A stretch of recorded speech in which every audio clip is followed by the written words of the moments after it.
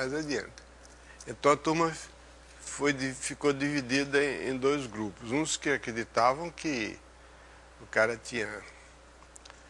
não queria perturbar o cronograma dele, então tinha pulado aquilo para poder cumprir o cronograma. Outra metade dizia que não, que ele foi à aula, deu a aula para ninguém. Então, quando os alunos perguntaram, professor, o senhor deu aula para o conjunto vazio? Ele respondeu, você acha que uma aula tão boa como a minha depende da presença ou ausência de algumas pessoas na sala? Olha, de modo que o conjunto não é vazio, o conjunto tem 3 elementos, agora passar para 4, estou nem aí. Não veio porque eu não quis. Eu vim. Muito bem. Eu vou começar, não em benefício daqueles que vão chegar atrasados, se é que vão chegar, mas em benefício da clareza. Vou explicar alguns pontos que ficaram assim meio passados por cima nas 2 aulas anteriores. Um deles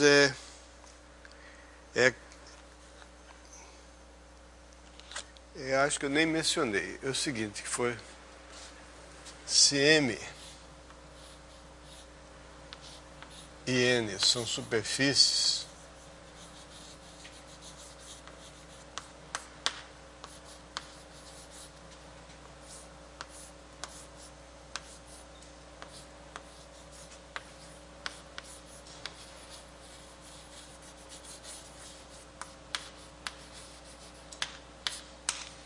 o produto cartesiano de 2 superfícies orientáveis é uma superfície orientável, mas vale a recíproca também. Se o produto cartesiano é orientável, então a superfície é orientável.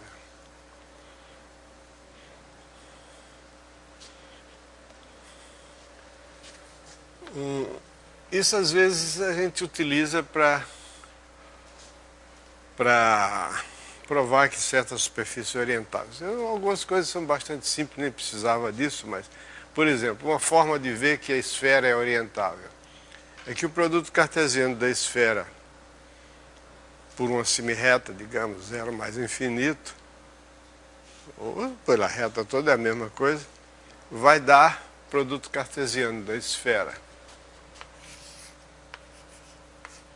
digamos, pelo intervalo 0 mais infinito,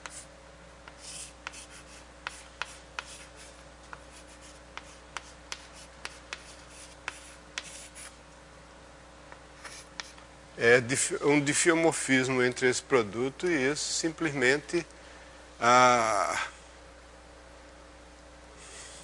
f de xt igual a tx. Okay? Isso dá um difiomorfismo e como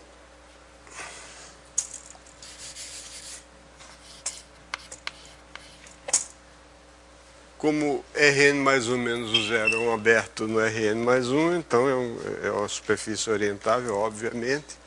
Daí resulta que Sn, que a esfera, é orientável. Se precisasse disso, mas é uma forma de verificar. E há outros casos análogos. Né?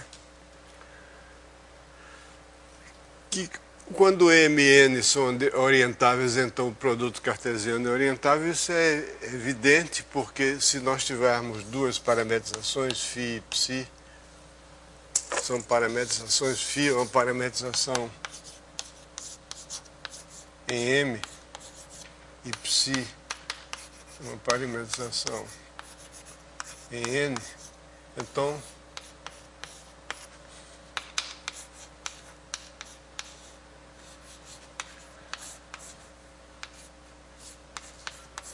isso é uma parametrização em M vezes N. Essas são as parametrizações que definem o produto cartesiano como uma superfície. E se nós tivermos outra parametrização de tal modo que a interseção é não vazia, interseção das imagens aqui em M vezes N, então a gente verifica que, por exemplo, φ1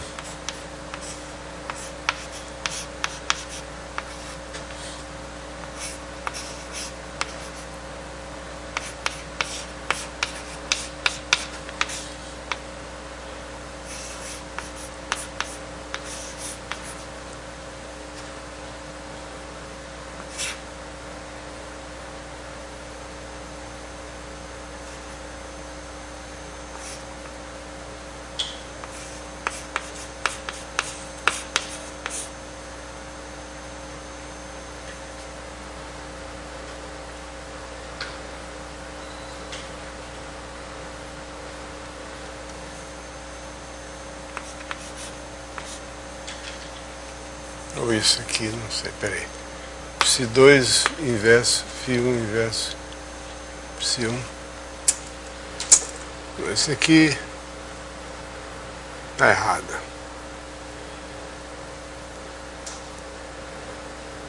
Se eu tiver duas parametrizações dessas, se eu tiver, por exemplo, outra aqui.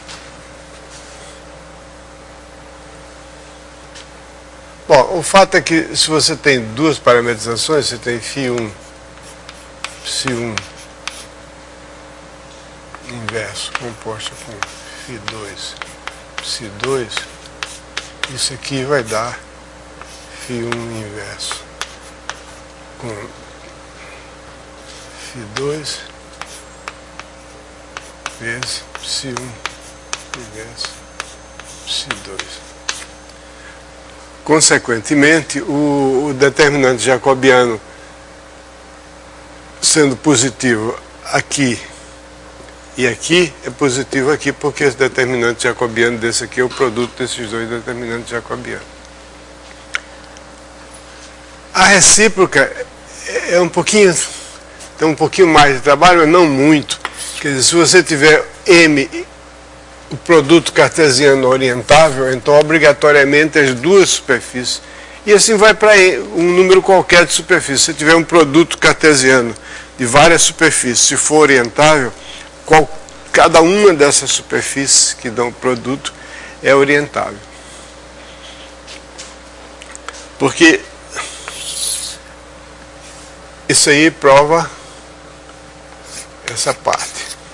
Para provar essa outra parte aqui, supondo que o produto cartesiano é orientável, então a gente seja A, um atlas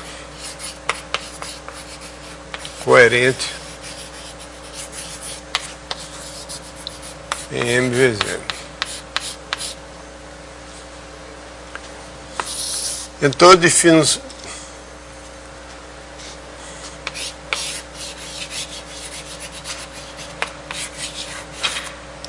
para provar, por exemplo, que supondo que M vezes N é orientável, que M é orientável. É a mesma coisa para M. Defina B como sendo o conjunto das parametrizações. Assim. Primeiro, fixe uma parametrização si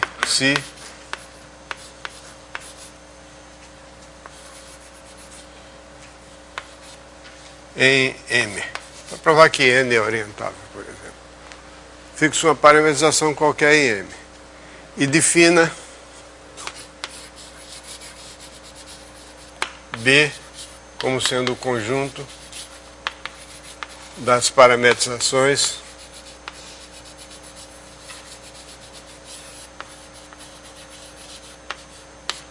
φ de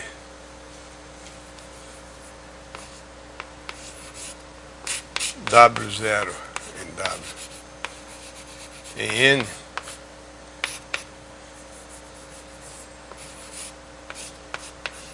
tais que xi vezes I pertence ao atlas A. Então, isso aqui é um atlas em N, porque se eu tiver uma parametrização em N, tal que isso aqui não pertence ao atlas A, eu mudo a orientação da parametrização, mudando o sinal da primeira coordenada, por exemplo, aí passa a ter a mesma imagem que a Φ tinha, e agora isso aqui vai estar em A. Agora, então esse B é um atlas. E a mesma coisa que o mesmo tipo de verificação aqui mostra que esse atlas é um atlas coerente, porque se eu tiver Φ e Ψ pertencem a B, então, supondo que as imagens de Φ e de Ψ não são disjuntas, para fazer a mudança de parametrização, então eu tenho o seguinte, que Xi vezes Φ e Xi vezes Ψ pertencem a A. Então eu faço a mudança. Se pertencem a A, como A é um atlas coerente, então, por exemplo, Xi vezes Ψ inverso composto com Xi com Φ ainda está em A, porque A é... Aquela afirmação de que o produto das parametrizações, que ela está no atlas, não seria melhor dizer que ela é positiva com relação ao atlas? Porque... não é pertence ao atlas, é porque eu estou admitindo que isso é um atlas coerente máximo. Tá? É até bom você falar isso, porque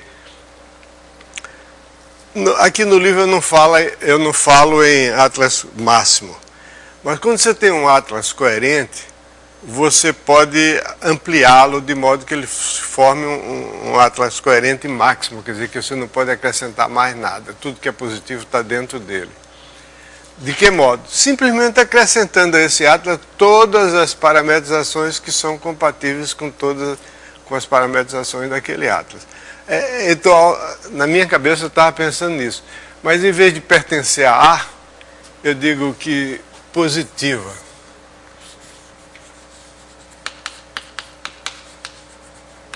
Relativamente a A. Ok? Aqui também, isso aqui significa positivo. Ok? Quando uma parametrização é positiva em relação ao atlas, significa que ela está contida no atlas máximo, coerente máximo que contém aquele atlas. Então é positiva.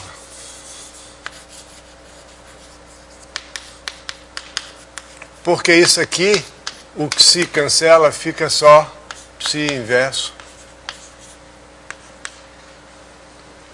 Então, o atlas B é um atlas coerente.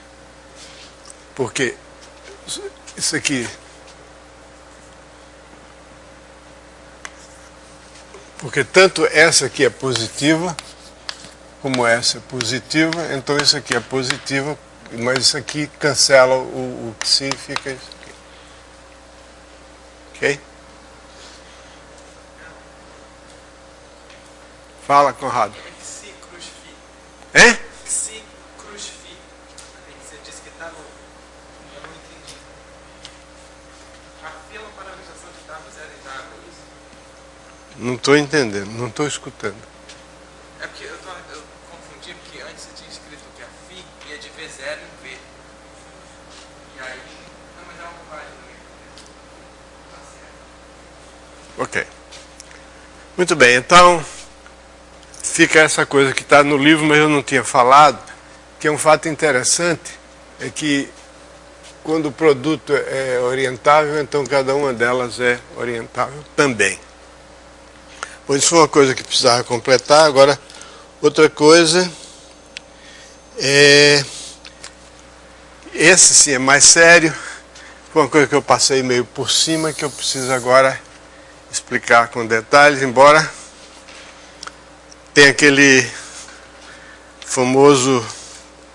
famosa observação que foi feita pela primeira vez por escrito e por um cara que nem matemático era, chamado Johannes Kepler. Não sei se vocês já ouviram falar em Kepler.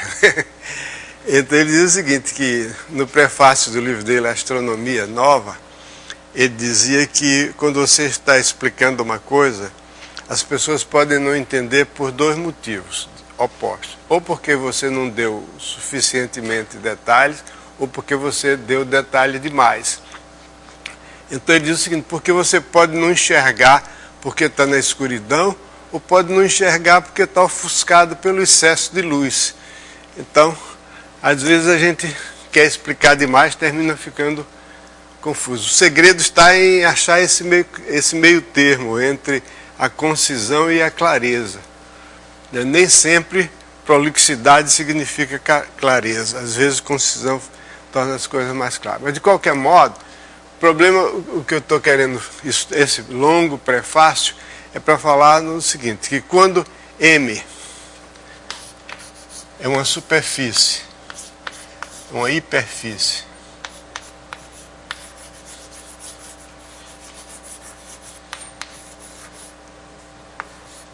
evidentemente ele não precisa dizer que ela é de classe K, onde K é maior do que ou igual a 1, mas hiperfície significa que ela tem dimensão N. Se ela é orientável, implica que existe em M um campo contínuo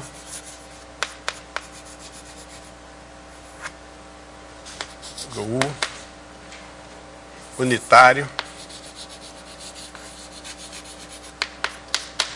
U e M em Rn mais 1 de vetores normais. Vetores normais significa que é uma aplicação contínua de M em Rn, unitário significa que U de P tem módulo 1 para todo P pertencente a M, e unitário, normal significa que U de P é ortogonal ao espaço vetorial tangente a P para todo P pertencente a M. E esse campo é definido assim. Para cada ponto P, eu tomo uma parametrização φ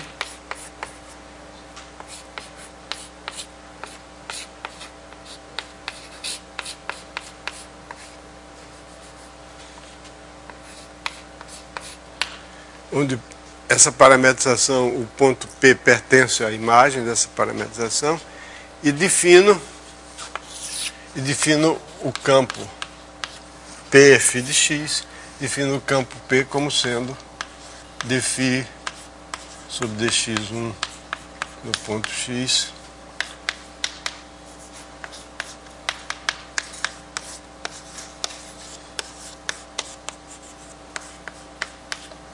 P, repito, igual a φ de x. Isso aqui sendo o produto vetorial. Você tem esses vetores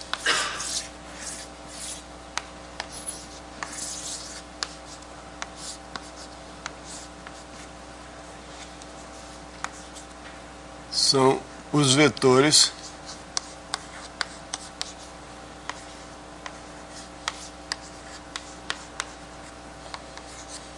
tangentes determinado, a base do espaço vetorial tangente determinado pela parametrização φ. Então, espera aí, ainda está faltando uma coisa. Isso aqui não é unitário. Isso aqui é dividido pelo módulo disso aqui. O módulo que está aí em cima. Bom, então isso aí é um campo de vetores unitários ortogonais ao espaço vetorial tangente, porque o produto vetorial é perpendicular, é um vetor que é ortogonal ao subespaço gerado pelos vetores fatores do produto, e é de classe CK-1, onde K é a classe de diferenciabilidade da hiperfície. E, na verdade, dizer que é contínuo e dizer que é de classe CK-1 são equivalentes desde que eu suponha que eu estou com vetores normais. O vetor normal, ele é um múltiplo, que, como é uma hiperfície, com a dimensão 1, dois vetores normais são sempre um múltiplo do outro.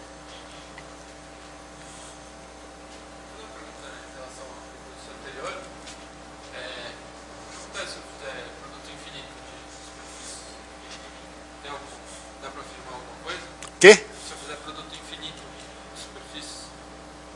Produto infinito? Aí não é uma superfície. Superfície, todas as superfícies que nós estamos considerando têm dimensão finita. Existe a noção de superfície de dimensão infinita, que é utilizada, não é bem, aí no caso aí se chama variedade de dimensão infinita. O que nós estamos chamando de superfície chama-se usualmente subvariedade do Rn. Existem variedades diferenciáveis de dimensão infinita, que ocorrem quando se estudam espaços de funções, que são espaços de dimensão infinita, são coisas, subconjuntos que estão num espaço de dimensão infinita. Mas nosso estudo aqui se refere a superfícies de dimensão finita, todo ele. Ali na primeira parte da demonstração, você fez φ1 bola por φ1 ao menos 1, outro por φ2 cruz c2 e deu φ1 ao menos 1 bola por 2 cruz c1 ao menos 1 cruz c2. Quer dizer, esse determinante é positivo porque cada um deles é positivo, é isso? Peraí, isso aqui está... Esse determinante é positivo, é isso? É, o determinante do produto é o produto dos determinantes. Sim, mas em espaços assim também? É. Só olhar para a matriz, fica uma matriz com dois blocos, assim.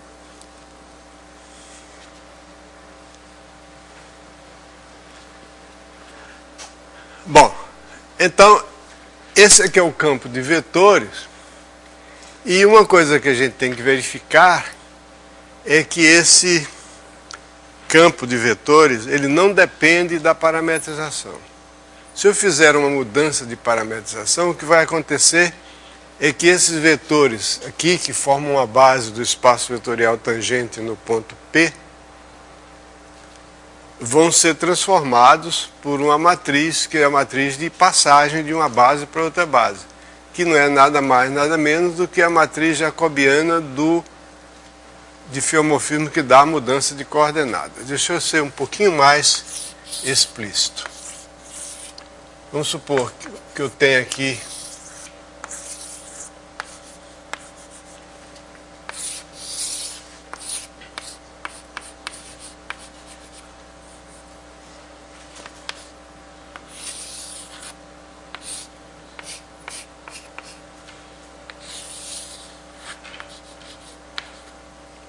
aqui eu tenho a parametrização φ,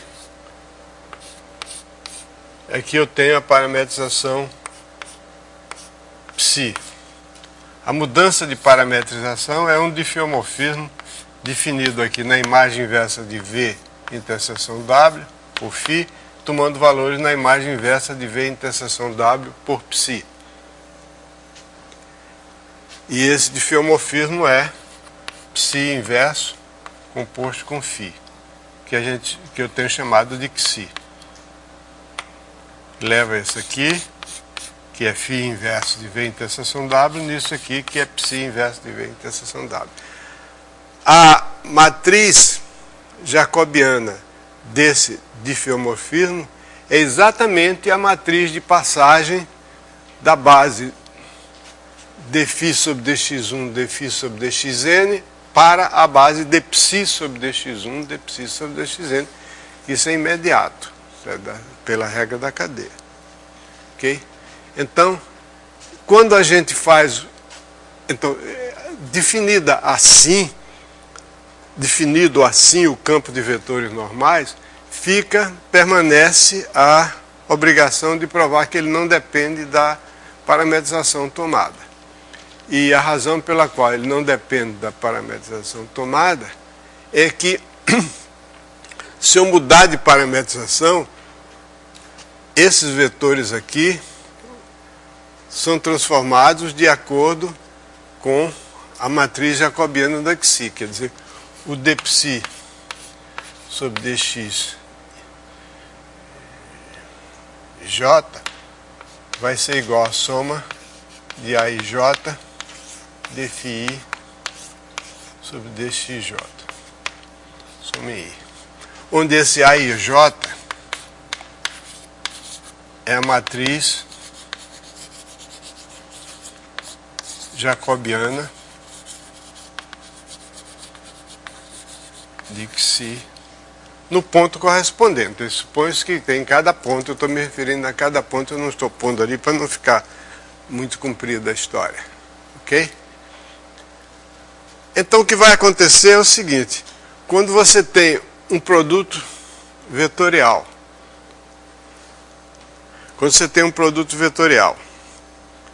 e você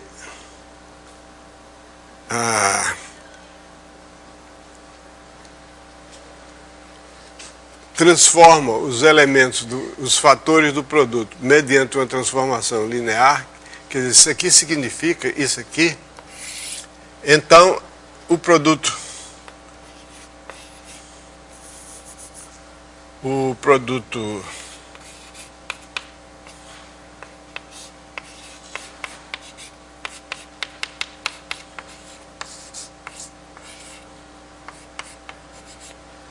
estou omitindo os pontos, mas os pontos são os pontos correspondentes. Vai ser igual ao determinante dessa matriz, a IJ, multiplicado por dψ dx dy.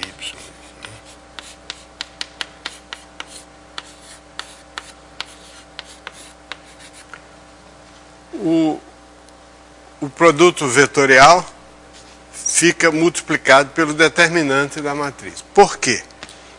Pelo seguinte, porque eu vou daqui a pouco falar um pouquinho mais sobre o produto vetorial.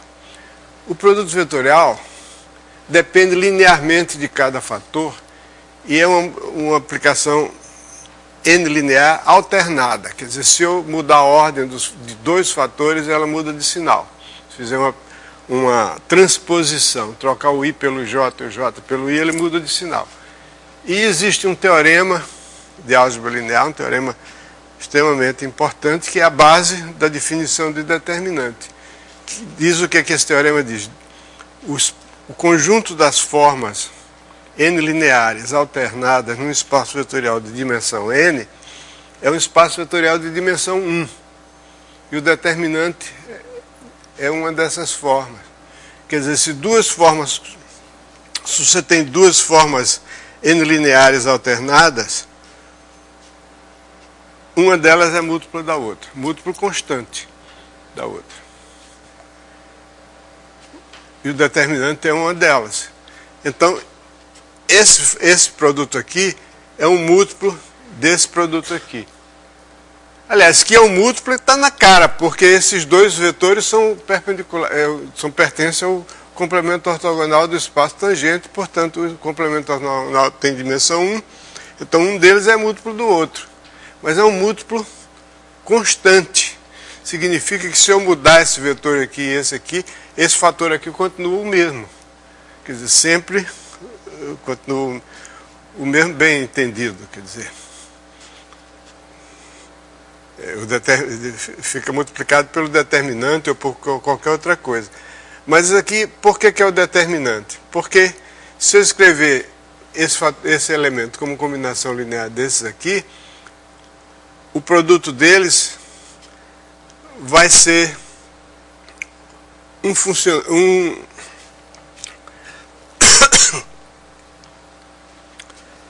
porque a notação está está atrapalhando ligeiramente. O que eu quero dizer é o seguinte, é que se em vez de dφ sobre dx1, etc., eu tivesse u e v, seria mais simples. Por exemplo, se você tiver V1, V2, Vn e U1, U2, Un em Rn mais 1. Então, V1, Vj é igual à soma de AIJ, UI. Então, isso implica que V1, Vj, é o determinante da matriz AIJ vezes U1, Uj, UN. De um modo geral, eu posso dizer o seguinte, que V1, Vn é uma função n linear alternada de V1, Vn vezes U1, Un. Quer dizer, eu conhecendo esse fator, esse produto aqui, os outros produtos dependem dele, são múltiplos desse aqui, uma função n linear alternada.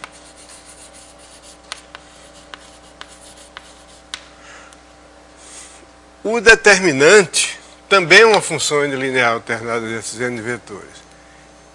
Então, duas funções n lineares alternadas que têm o mesmo valor numa sequência dada de vetores, elas coincidem sempre, porque um é múltiplo da outra. Se tem o mesmo valor, elas são iguais. Então, se você considerar delta de V1, Vn como sendo o determinante da matriz AIJ, então você tem, isso aqui é uma função n linear alternada de V1, V2, Vn, esse aqui também é uma função linear alternada de V1, V2, Vn, e as duas coincidem quando V1, V2, Vn é igual ao 1, 2, Un. Então elas coincidem em geral. Então significa que f de V1, V2, Vn é igual ao determinante de V1, V2, Vn. É igual ao determinante. E aí já. Bom, uma vez estabelecido isso, que está escrito aí no livro com todo detalhe, fica claro agora que se eu mudar o sistema de parametrização, esse vetor UP não vai alterar, porque vai alterar o seguinte, esse aqui fica substituído pelo anterior, quer dizer, o novo produto ficaria o anterior multiplicado pelo determinante da matriz de mudança de parametrização. Mas esse determinante vai ficar também aqui no denominador, então cancela. Agora, por que não muda o sinal? Quer dizer, podia mudar o sinal. Não muda o sinal porque eu estou supondo que a superfície é orientável. Consequentemente, esse produto aqui e esse são múltiplos, um é um múltiplo positivo do outro. Então, o que fica faltando aí nessa história é explicar direitinho o que é que significa o produto vetorial, que é uma coisa que, lamentavelmente, não é muito conhecido em N dimensões, quer dizer, em nível elementar. O produto vetorial de N vetores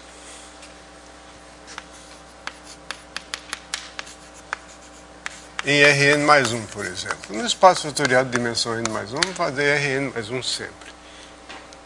Como é que é o produto vetorial? O produto vetorial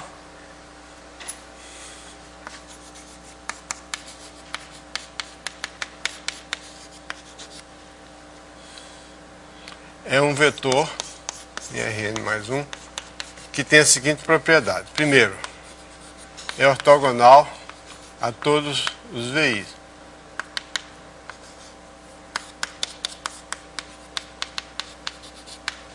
Quer dizer, se eu pegar dois vetores aqui, V1 e V2, o produto vetorial W é perpendicular a V1 e é perpendicular a V2. A segunda propriedade é que, se eu escrever V1, Vn e acrescentar o W no fim, esse determinante fica positivo. Essa condição aqui, a primeira condição diz que o produto vetorial tem que estar no complemento ortogonal desses n vetores, que é uma reta. Então o produto vetorial tem que estar numa reta.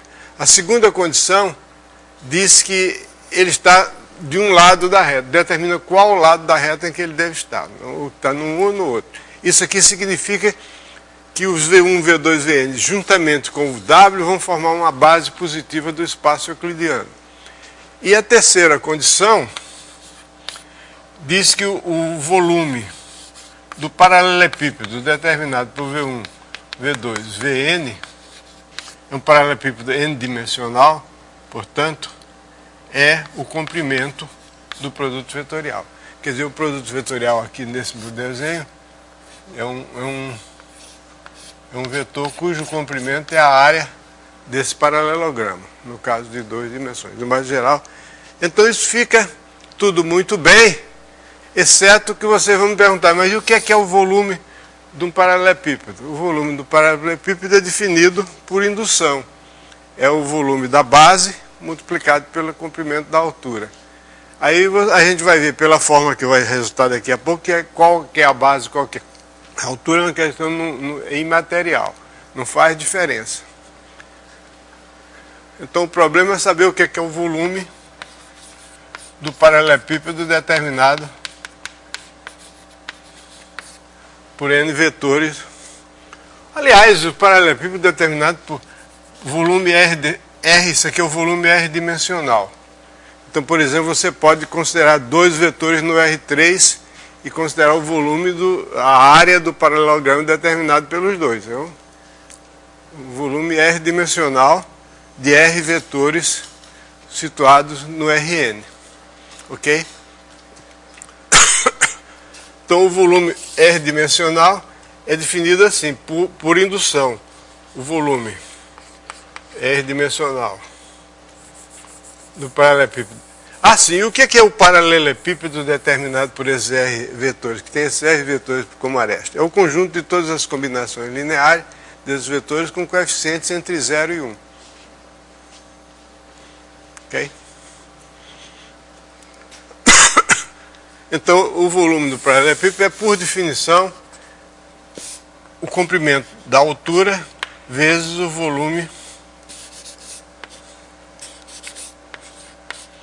do paralelepípedo determinado pelos vetores a partir do segundo. E o que é a altura? A altura é a seguinte: você tem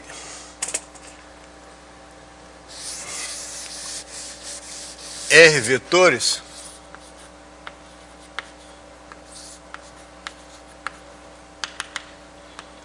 e aqui você tem... Não, peraí. Agora já que eu botei V1 ali, vai assim. Então esse é o V1. Então eu olho para o subespaço gerado pelos vetores V2 até VR. Tá? Esses vetores geram um subespaço. O H vai ser a projeção de V2 sobre o complemento ortogonal desse subespaço. Quer dizer, H é um vetor que tem caracterizado pelas seguintes condições. Primeiro, que ele é ortogonal ao subespaço gerado por V2 e VR. E segundo, que a diferença V1 menos H pertence a esse subespaço. Então, a maneira de obter esse é projetar o V1 sobre o subespaço determinado pelo V2 e VR e tomar a diferença entre V1 e essa projeção. Essa projeção. Então, daí o vetor H aqui. Ok? Então, essa é a altura. É um vetor que era caracterizado pelas seguintes duas condições. A altura, o vetor altura, ele é, primeiro, ortogonal ao subespaço gerado por V2, V3 e VR. Segundo, V1 menos H pertence ao subespaço gerado por V1, V2 e VR. Terceiro espaço. Então, essa é a definição. Por exemplo, no caso do plano, a área do paralelogramo, você tem um vetor outro vetor aqui, você toma a do paralelogramo, é por definição a base multiplicada pela altura.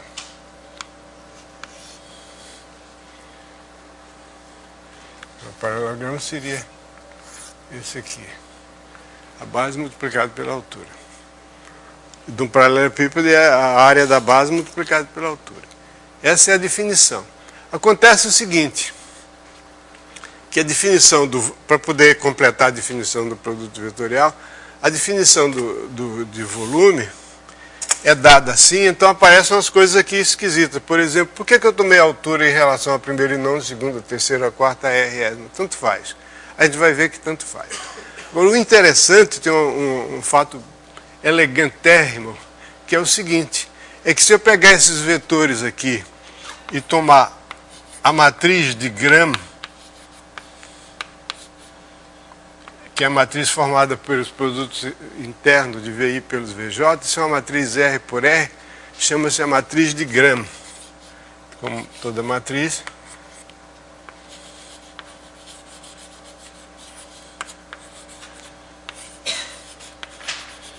É a matriz de Gram desses vetores. O determinante dessa matriz é o quadrado do volume do paralelepípedo que eu acabei de definir. O determinante. Então, essa matriz às vezes é chamada por G de V1 VR.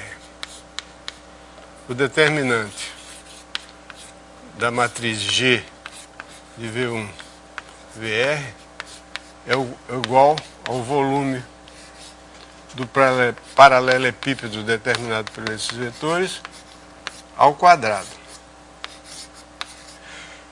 Que a gente vê que essa matriz é uma matriz R por R, o determinante dela nunca é negativo. E se o determinante for zero, significa que os vetores são linearmente dependentes, uma vez que eu verifique isso, que o volume vai ser zero. Como é que a gente vê isso?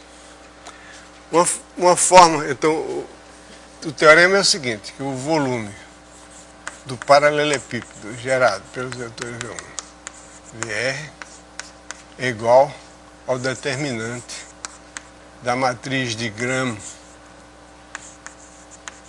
desses vetores ao quadrado. Esse aqui é o teorema. Teorema de álgebra linear.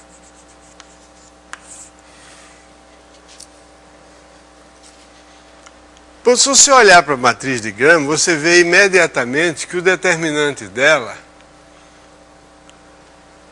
é um produto de duas matrizes. De que forma?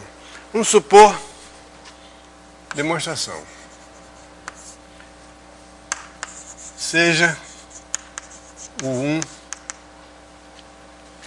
vamos escrever E1, ER, uma base ortonormal do subespaço gerado por V1 VR.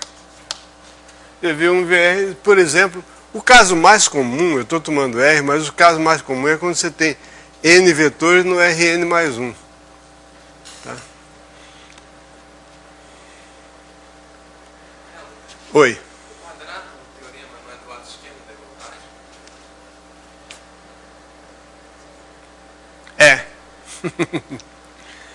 Eu disse uma coisa e escrevi outra, mas é aquilo que eu já lhe disse. Eu tenho uma desculpa permanente para isso.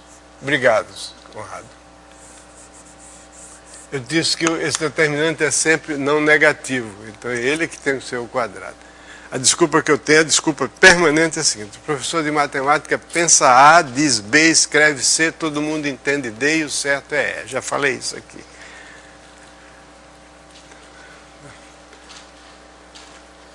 Mas eu conto com a atenção de vocês para me corrigirem. Então, seja uma base ortonormal de subespaço gerado por V1, V2, VR.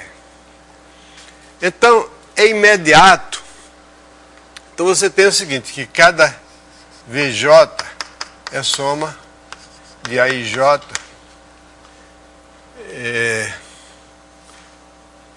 UI. Na verdade, esses AIJ são os produtos internos. Bom, tá bom. Somem I.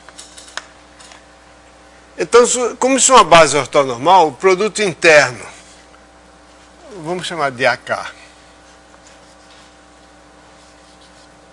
Soma em K. E o VI, portanto, é a soma em K de AKI por K. Ok? Mas se você tomar o produto interno do VI pelo VJ, o que é isso? O produto interno de VI pelo VJ vai ser a soma em K de AKI por AKJ. Está com uma cara de produto de matrizes, né? Só não é produto de matriz porque os índices estão trocados, mas aí é um produto de uma matriz pela transposta da outra. Então é o seguinte, se eu chamar de isso aqui, então a gente vê que a matriz de Gram é, na verdade, se eu chamar de M, a matriz formada pelos coeficientes dessa expressão, então a matriz de Gram dos vetores V1 e VR é o produto da transposta de M por M. Isso é a definição de produto de matrizes. O ijésimo elemento do produto de uma matriz é o produto interno da iésima linha pela jésima coluna. Da iésima linha do primeiro pela jésima coluna do segundo. No caso aí é o produto interno da iésima linha pela jésima linha. Aí é porque é a transposta. Então, se você, quer dizer, olhando com cuidado para a matriz de Gram, a gente vê que cada elemento da matriz de Gram é uma expressão desse tipo, portanto a matriz de Gram é o produto da matriz M, da transposta de M por M. Ok? Consequentemente, o determinante da matriz de Gram, como é que é o determinante da matriz de Gram? É o quadrado do determinante de M. Então, uma coisa interessante, dessa fórmula, que é uma observação, resulta de uma mera observação, o determinante da matriz de Gram é o quadrado do determinante da matriz M das coordenadas, em relação à base ortonormal, mostra o seguinte, primeiro, que o determinante daquela matriz M não depende da base ortonormal que eu peguei. Porque o produto interno é uma coisa que não depende de qual base você pegou. O produto interno é um conceito intrínseco. Outra coisa que eu observo aí é o seguinte. Se eu, em vez da matriz de Gram, de V1, VR, eu considerar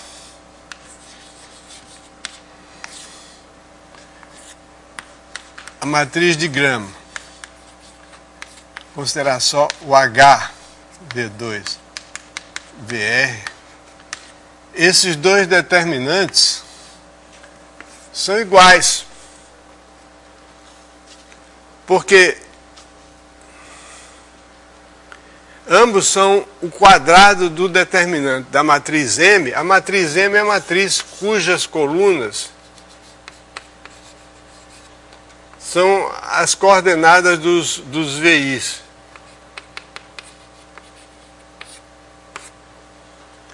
Coordenadas, bem entendidas, em relação àquela base ortonormal que eu fixei, o I, o 1, o 2, etc. o N. Não é isso? Então, quando eu substituo aqui o V1 pela altura H, o que é que eu fiz? Eu substituí um vetor por outro vetor que é igual a ele, mais uma combinação linear das demais colunas, e o determinante não se altera. quando você substitui, você soma um elemento, a combinação linear das demais colunas.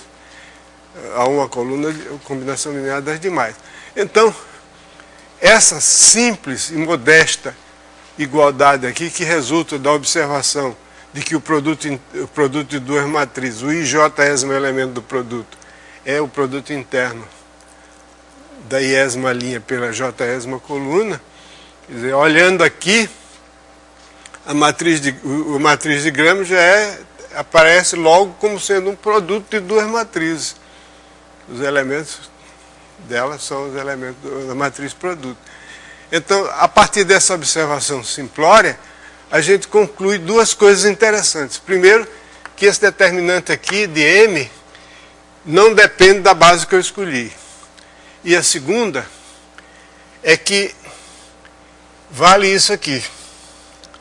Espera aí, mas se é isso, agora se eu olhar para essa matriz aqui, como o H é perpendicular a V1, a V2, a V3, a V4, a V5, etc., então essa matriz aqui de Gram, ela aparece do seguinte tipo: ela tem um produto aqui que é H, produto interno por H, que é H2, na primeira linha, na primeira coluna, o resto é tudo zero aqui, e aqui tem outra matriz, que é a matriz de Gram de V2, VR. Quer dizer, essa matriz aqui é assim. Por quê? Porque o H é perpendicular a todos os outros vetores. Então vai dar tudo zero na primeira linha e todo zero na primeira coluna. Então esse determinante vai ser o produto. Vai ser H2 vezes o determinante da matriz de Gram de V2 VR.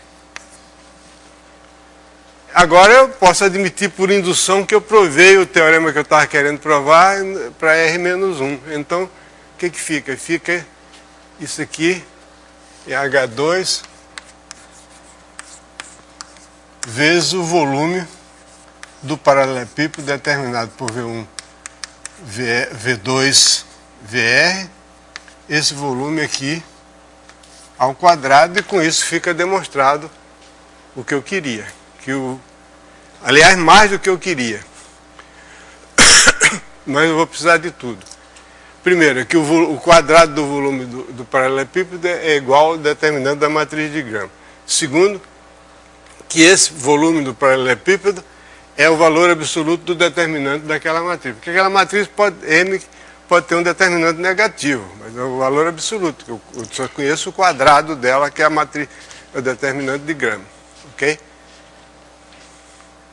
Então, com isso, a gente inicialmente já sabe de uma coisa, é que o produto vetorial está definido.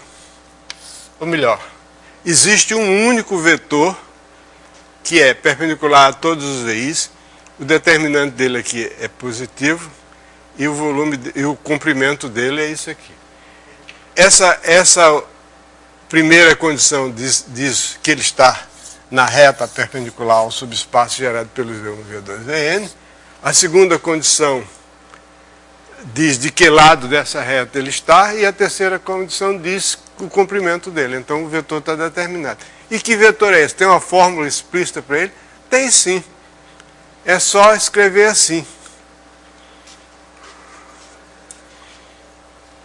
Acho que todo mundo aqui já estudou física, e esse produto vetorial aparece, né?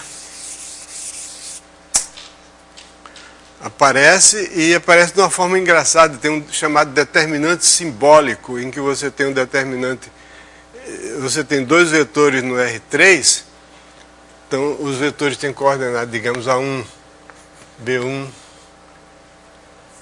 A1, A2, B1, B2 e C1, C2. Aí você põe aqui, é 1. Aliás, aqui no curso é chamado de IJK, que é o E1, E2 e E3. Tá, isso aqui são resquícios do tempo do Hamilton, em que I é a raiz quadrada de menos 1, J é a outra raiz quadrada de menos 1, K é a outra raiz quadrada. Então você tem os quaternios. Então a gente chama isso aqui de E1, E2, E3. Então considera o determinante dessa matriz. Só com uma coisa engraçada, que esse E1, E2 e E3 não são números, são vetores. Então você é obrigado a desenvolver esse determinante segundo os elementos da última coluna, desenvolvimento de Laplace. Aliás, aqui no livro tem um errinho, olha, errinho porque é meu, se fosse de outro autor eu diria um errão. Tem um erro que na página 134, eu vou dizer onde é que está o erro. A definição é a seguinte: então, desenvolvendo esse determinante segundo os elementos da última coluna, fica E1 multiplicado por esse determinante aqui, tem um sinal. E2 multiplicado pelo outro, eles são chamados menores. Se você chama de M a matriz cujas colunas são as coordenadas de V1, VR, vamos chamar VN, porque agora vamos supor que V1, VN, vou simplificar, pertence a Rn mais 1. As coordenadas agora são as coordenadas em relação à base canônica. E MI, bom, essa matriz é uma matriz que tem N mais 1 linhas e N colunas. É uma matriz que tem N mais 1 linhas e N colunas. No livro esse M está um M negrito, tal. Aqui no quadro não tem. Podia botar um giz colorido para diferenciar a matriz dos inteiros, mas tudo bem. Vocês entendem. Então eu chamo de MI o determinante da matriz menor N por N, relativo a iesma linha. Quer dizer, a matriz M é uma matriz que tem N mais 1 linhas e N colunas. Aí eu tiro a iesma linha e fica uma matriz N por N. Então, cujo determinante eu chamo de MI. É o chamado determinante menor relativo a iesma linha. Então, a definição é a seguinte: V1, Vn é a soma de menos 1 elevado, aí é que está. Eu tenho que fazer o desenvolvimento em relação à última linha. Aí eu botei aqui menos 1 elevado a N mais I, mas não é N mais 1 mais I, porque eu tenho, quando eu acrescento uma coluna aqui, ficaria um determinante aqui com uma coluna do ZI, ficaria N mais 1 por N mais 1. Então a soma de N menos 1 elevado a N mais I mais 1, o determinante menor multiplicado por I, que é os elemento básico. Então I igual a 1 até N mais 1. Então, por favor, na página 134, onde tem a definição do W igual a isso, você acrescente um 1 aqui. Tá aí no livro está N mais I, mas N mais I mais 1. Porque a matriz tem N mais... Então essa é a definição. Agora, tendo dado essa definição, a gente verifica que isso aí é uma função N mais 1 linear, N linear alternada, que você troca a ordem dos VIs você vai trocar a ordem das colunas, então o determinante muda de sinal, né? E é linear, porque o determinante depende linearmente de cada coluna. Então, essa é a verificação. Agora, além disso, a gente verifica o seguinte, que se você tomar o produto vetorial, o produto interno de W por qualquer vetor Z, isso aqui vai dar o determinante da matriz n mais 1 por n mais 1, cujas colunas são V1, Vn, Z. É só substituir aqui, você verifica pela expansão de Laplace, desenvolvendo esse determinante aqui em relação à última coluna, que dá o produto interno desse vetor cujas coordenadas são isso, pelo vetor Z. Ok? Bom, daí saem todas as coisas que a gente quer, as quais caracterizam o produto interno. Então, essa fórmula mostra que o produto interno é uma função n mais 1 linear, n linear alternado dos seus fatores. Mostra isso aqui, por exemplo, o produto interno de W por cada VI vai dar 0, porque se eu puser isso aqui, um VI aqui, eu vou ter um determinante com duas colunas iguais. Então é 0. Isso aqui dá positivo, porque, bom, supondo que os vetores são linearmente independentes. Se ele for linearmente dependente, isso aí vai dar 0 sempre, porque o determinante vai dar 0. Tá? Então esse determinante é positivo simplesmente porque vai ser o produto interno. Se eu substituir o Z aqui pelo W, que é o próprio produto, fica o produto interno de um vetor por ele mesmo. Um vetor não nulo por ele mesmo. E que o volume é igual ao V, isso aí preciso fazer uma pequena verificação. A última coisa requer que a pessoa tenha a definição de volume e aquelas coisas que nós vimos a respeito do volume. Por isso que na próxima edição, que vocês não vão comprar agora porque a próxima edição não saiu, mas assim que terminar, esse livro vende em torno de 1000 exemplares por ano. Então no fim do ano essa edição vai estar esgotada, só tem 200 e poucos ainda. Mas tem o pessoal que vai adotar no segundo semestre e tal. Então vai sair um apêndice a esse capítulo com essas coisas que eu falei aqui, mas vocês não precisam, porque vocês já viram aqui. Como é que a gente prova a terceira coisa aqui? Bom, isso aí está provado aqui no livro, só que o livro admite que a gente já sabe que o volume do paralelepípedo é dado pelo determinante, é o valor absoluto do determinante da matriz de suas coordenadas. É que eu baguncei tudo, vou continuar bagunçando.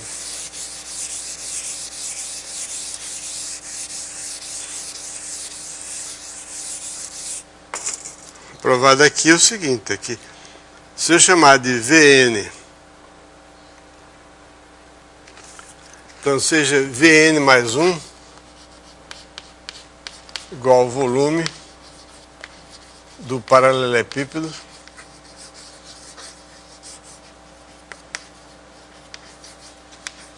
cujas arestas são o V1, Vn e W. W simplesmente é V1 produto Vn. Ok? Então, portanto, Vn é o volume do paralelepípedo cujos arestas são V1, Vn. Portanto, é a base.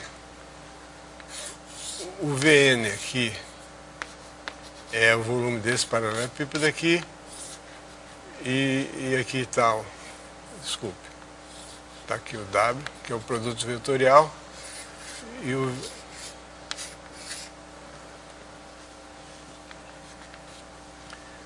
Ok? Vn mais 1 é o paralelepípedo cujos arestas são esses aqui, o W é perpendicular a esse, e o Vn é esse aqui. Então, o W, o comprimento do W vezes o Vn, vai ser o volume do paralelepípedo V1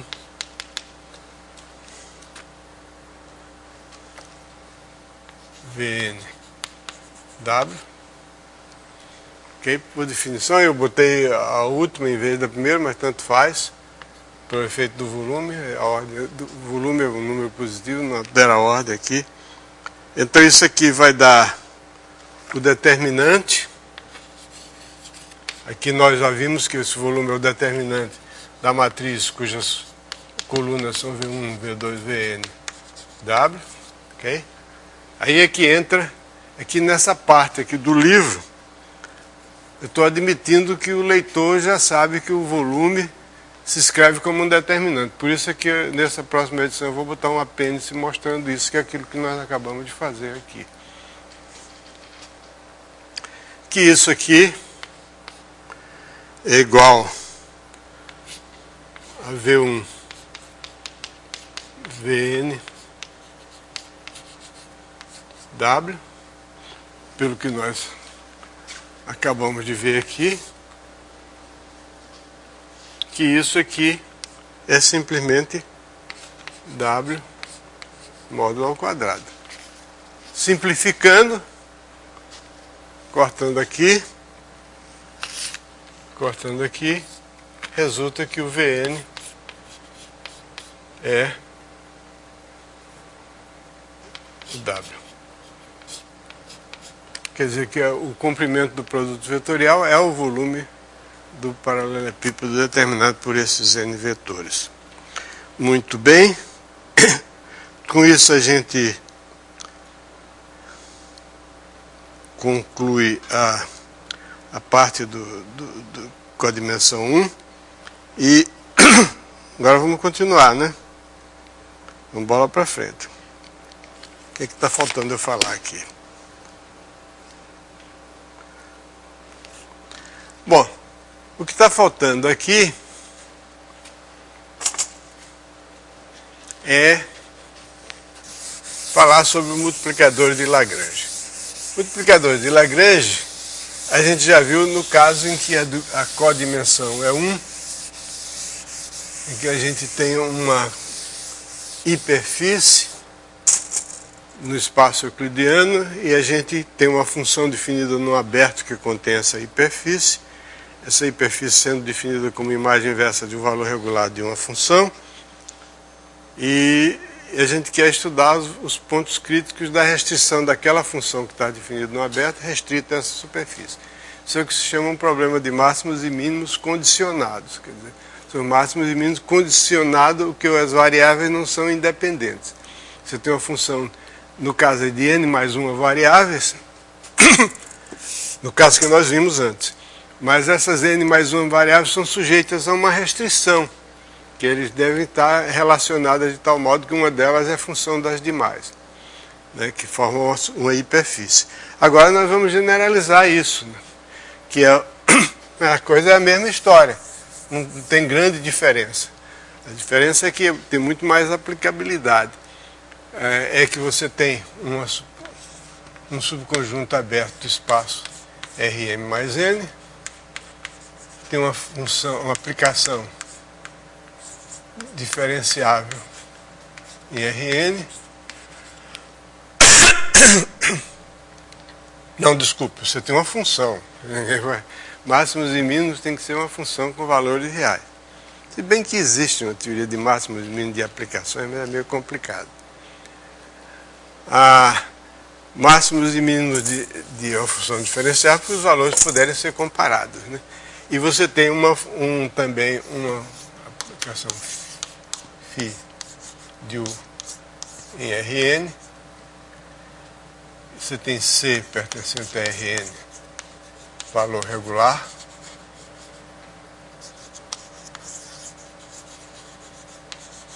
De φ.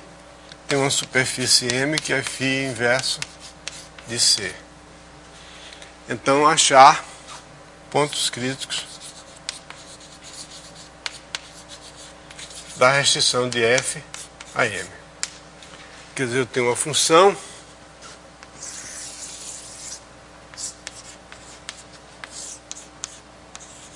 aqui dentro eu tenho uma superfície M e quero achar os pontos críticos da restrição dessa função. Essa superfície aí é uma definida como imagem inversa de um valor regular. Esse C é C1, Cn. Essa φ, portanto,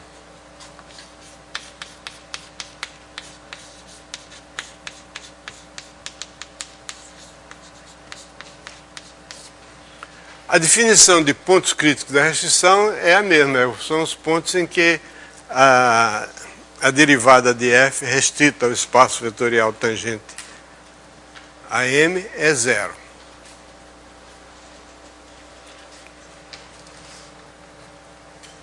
Então, isso significa que o gradiente de f é perpendicular ao espaço vetorial tangente a m. Isso significa que o gradiente, digamos, P, vou botar no singular, aqui P pertencente a M é ponto crítico da restrição de Fm. Isso significa que o gradiente de F no ponto P é perpendicular ao espaço vetorial tangente a M naquele ponto. Isso quer dizer que o ponto é um ponto crítico. Mas se acontece que o gradiente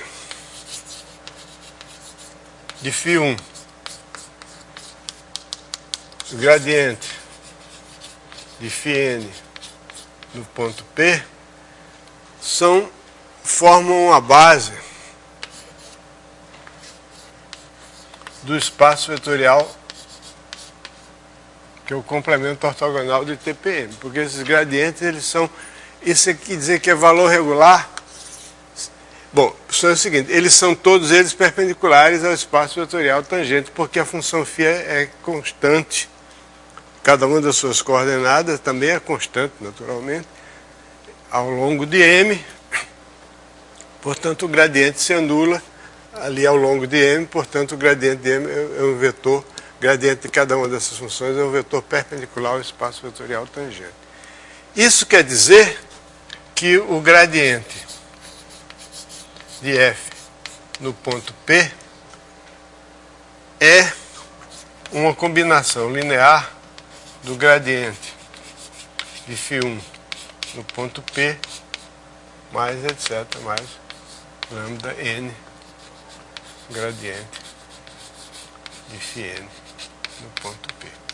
E aí o método dos multiplicadores de Lagrange consiste em, para determinar os pontos críticos, em achar soluções para essa equação.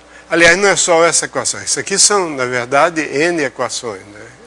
M mais n equações, porque o gradiente é um vetor do espaço R mais n. E tem mais outra equação, que é a equação que é φ de P igual a zero, igual a C. Então, esse conjunto de equações determina, ou supõe-se que vão determinar os pontos críticos. Um exemplo interessante que é dado aí no livro, e ao mesmo tempo extremamente simples, mas que conduz a um resultado crucial em álgebra linear, que é o teorema dos valores singulares. O teorema dos valores singulares é uma generalização bastante ampla e rica do teorema espectral. O teorema espectral diz que toda transformação linear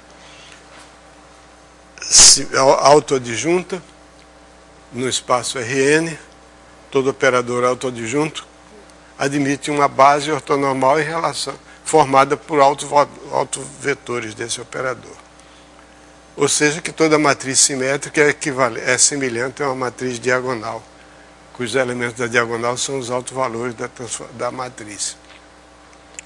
Aqui nós temos, no Teorema dos Valores Singulares, nós temos uma transformação linear do espaço Rm no espaço Rn, onde M e N são quaisquer.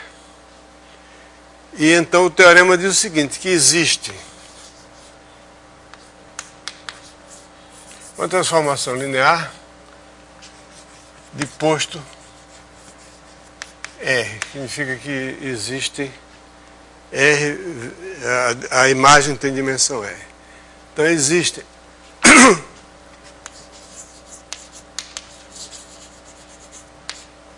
eu não preciso dizer que existem bases ortonormais de Rm e Rn tais que, deixa eu ver,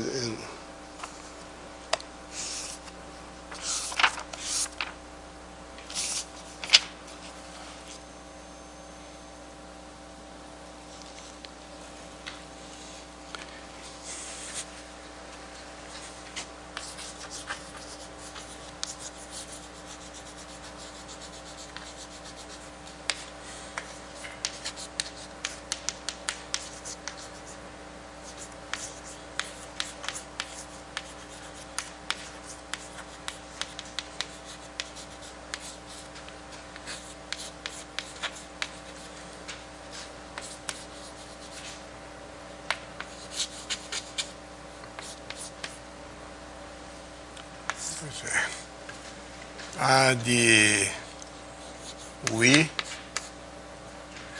é igual a lambda I VI, a estrela de VI é igual a lambda I UI.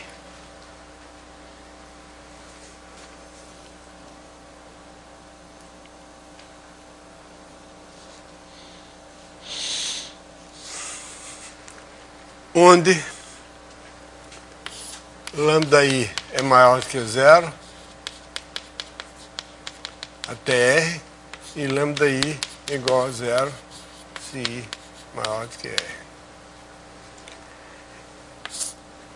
Quer dizer, é como se fossem autovetores e autovalores generalizados. Né? Só que as bases os espaços são diferentes, as dimensões, portanto, também são diferentes, e essas bases são uma base ortonormal em Rn e uma base ortonormal em Rm, de modo que, como é que a gente prova esse teorema? Bom, no meu livro de álgebra linear, esse teorema está provado lá com o recurso de álgebra linear, pura e simplesmente, não tem nada do outro mundo. Mas aqui a gente pode usar isso, o teorema dos multiplicadores de Lagrange, para mostrar como se pode obter uma demonstração bastante simples desse fato. É o seguinte, a gente considera uma função f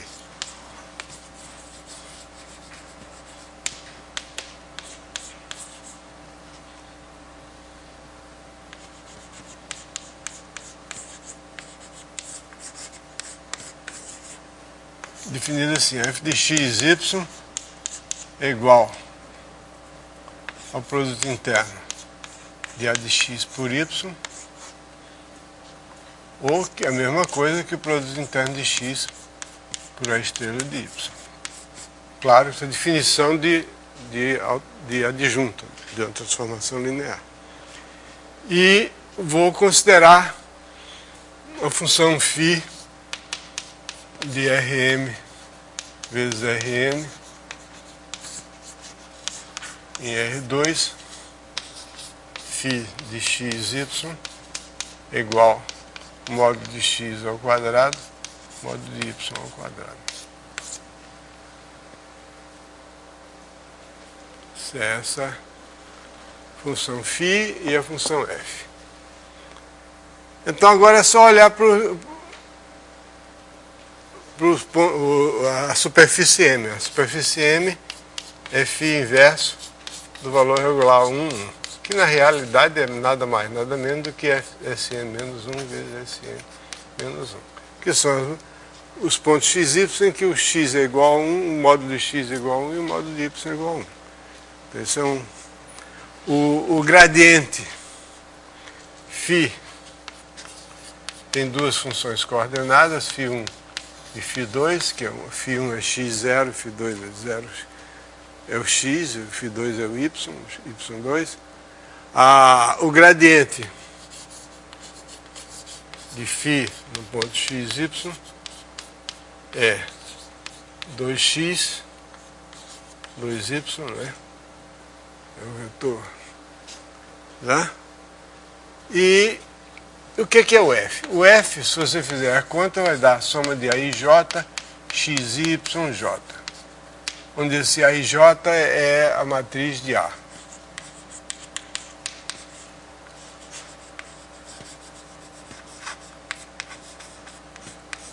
AIJ é uma matriz que tem N linhas e M colunas.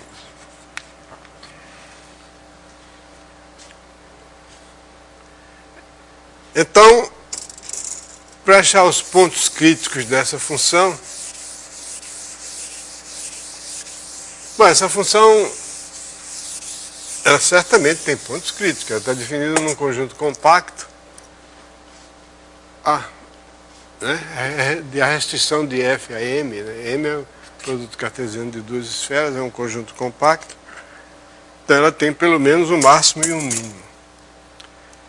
Então a gente tem que achar os pontos em que o gradiente de F é uma combinação linear, assim que é o gradiente de F.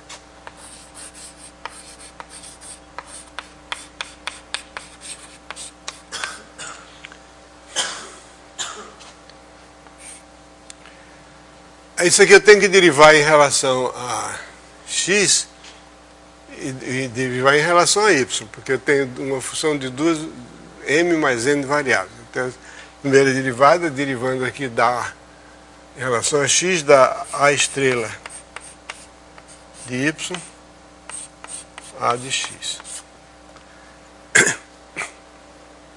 Isso é um vetor do Rm vezes Rn, que é a mesma coisa que Rm mais n. Então eu quero que o gradiente de f, achar os pontos em que o gradiente de f, no ponto xy, seja igual a lambda. Eu vou botar a lambda sobre 2 por causa desse 2 aqui, fica, tanto faz.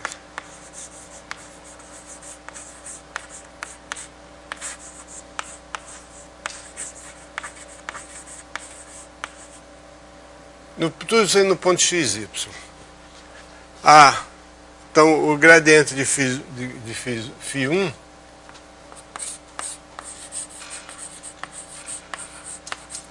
é 2x, 0. O gradiente de φ2 é 0, 2y. Por isso que aquele lambda sobre 2 ali vai cancelar com esse 2, fica mais bonitinho. Então esse aqui fica a estrela de y a x é igual a lambda,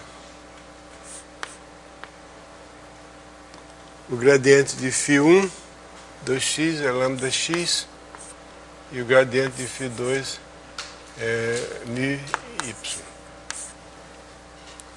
Então eu obtenho que a estrela de y é igual a lambda x e a de x é igual a μy. Só que esse lambda e esse μ são iguais, porque o que é o μ?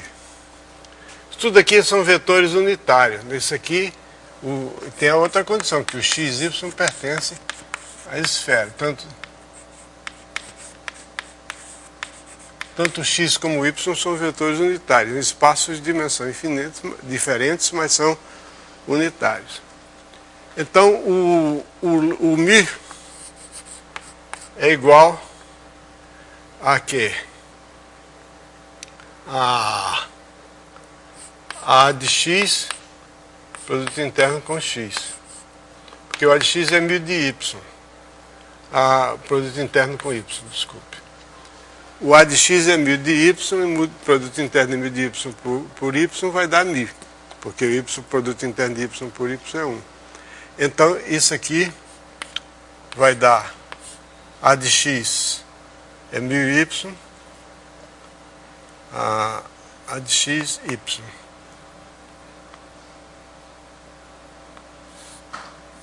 Que é igual a x, a estrela de x. X é a estrela de y. Porque passando A para cá, devido à definição de matriz de transformação linear adjunta de uma transformação linear. Você passa para o outro lado. Mas aqui fica x, a estrela de y é lambda x, que isso aqui é lambda. Então, o μ é igual ao lambda. Então, eu tenho aqui, toda vez que eu tiver um ponto crítico da restrição de F àquela esfera, aquele produto de esferas, então eu vou ter que, esse ponto crítico é um ponto x, y, que A estrela de y é igual a lambda x e A de x é igual a lambda y. É o mesmo lambda. Ok? Agora eu posso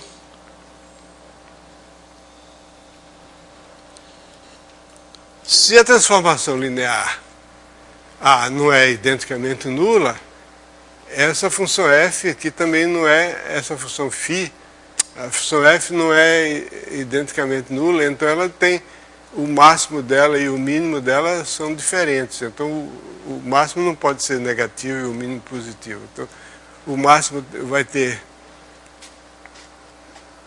quando você passar trocando o sinal, troca um pelo outro, então o lambda vai ter necessariamente que ser positivo. Agora, como é que daí resulta o teorema teorema dos valores singulares? É porque é o seguinte, porque existe pelo menos um ponto crítico, que é o máximo, o maior valor de f na esfera. Aí eu quero estudar os pontos críticos de f no produto de duas esferas. Então o máximo vai dar um ponto crítico. Nesse ponto eu obtenho um ponto U1 pertencente a SM, tal que, e um ponto V1 pertencente a SN, tal que A de U1 igual a lambda 1, a lambda vezes lambda 1 vezes V1.